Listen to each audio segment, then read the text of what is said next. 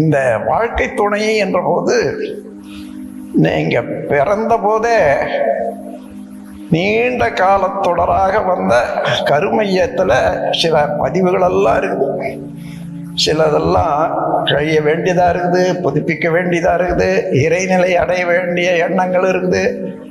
அவைகளை நல்ல முறையில முடித்து கொள்றதுக்கு தக்க ஒரு துணையை தான் இறையாற்றல் ஒவ்வொருவருக்கும், ஆணுக்கு பெண்ணும் பெண்ணுக்கு ஆணும் சேர்த்து வைக்குது.